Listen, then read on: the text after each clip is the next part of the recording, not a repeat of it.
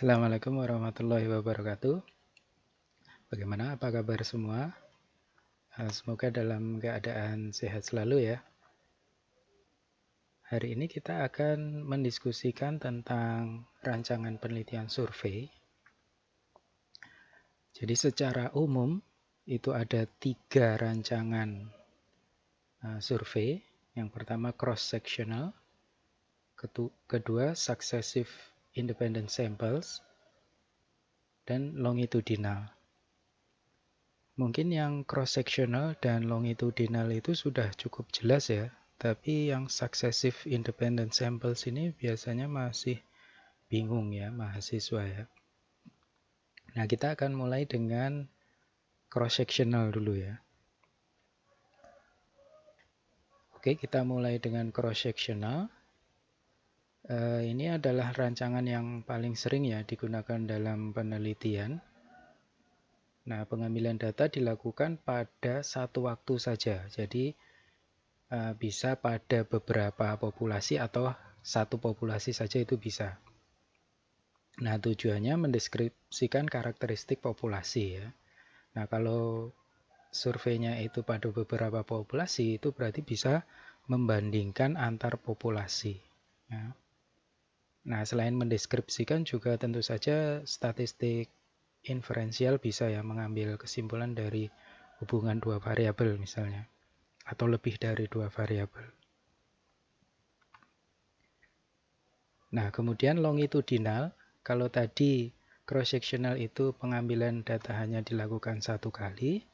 Nah, kalau longitudinal itu seperti namanya ya, dalam jangka waktu yang lama pengambilan data itu dilakukan beberapa kali pada responden yang sama. Nah, jadi responden itu diikuti itu ya selama beberapa waktu.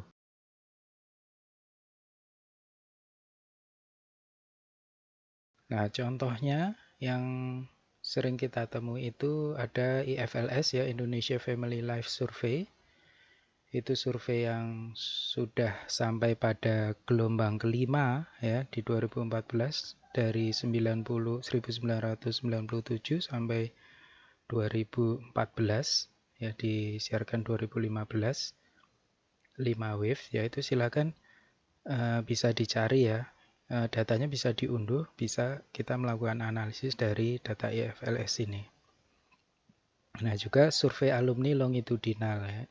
Di sini survei alumni bisa sifatnya tidak longitudinal, bisa juga ya. Tapi yang di sini yang maksudnya survei alumni longitudinal adalah survei alumni yang mengikuti kegiatan alumni ya. Misalnya setelah lulus itu disurvei, kemudian 3 tahun setelah lulus disurvei lagi ya, kemudian 10 tahun setelah lulus disurvei lagi. Nah, jadi kita bisa memahami karir alumni itu seperti apa gitu ya.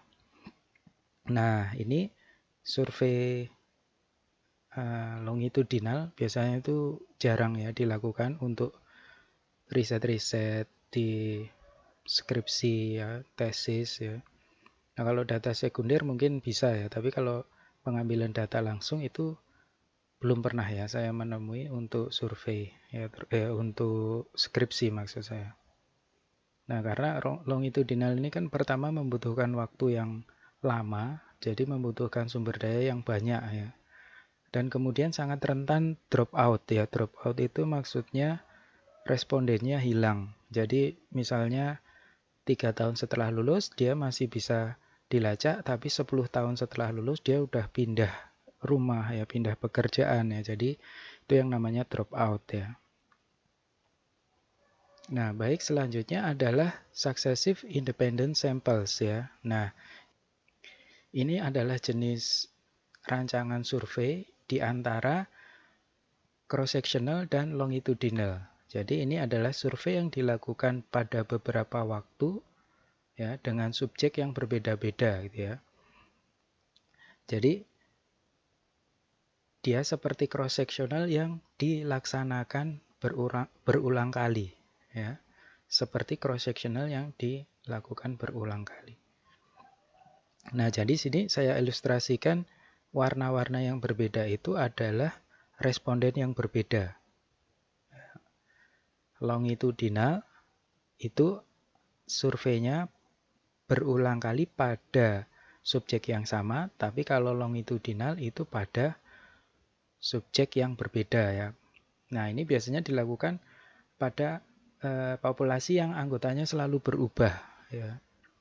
Nah, misalnya rumah sakit ya, mall, toko, penjara, sekolah juga bisa ya, sekolah.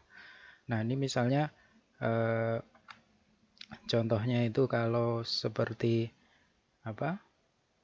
Survei kepuasan pelanggan ya. Survei kepuasan pelanggan rumah sakit, mungkin pasien ya lebih tepat ya. Survei kepuasan pasien rumah sakit ya, atau pelanggan mall tadi ya.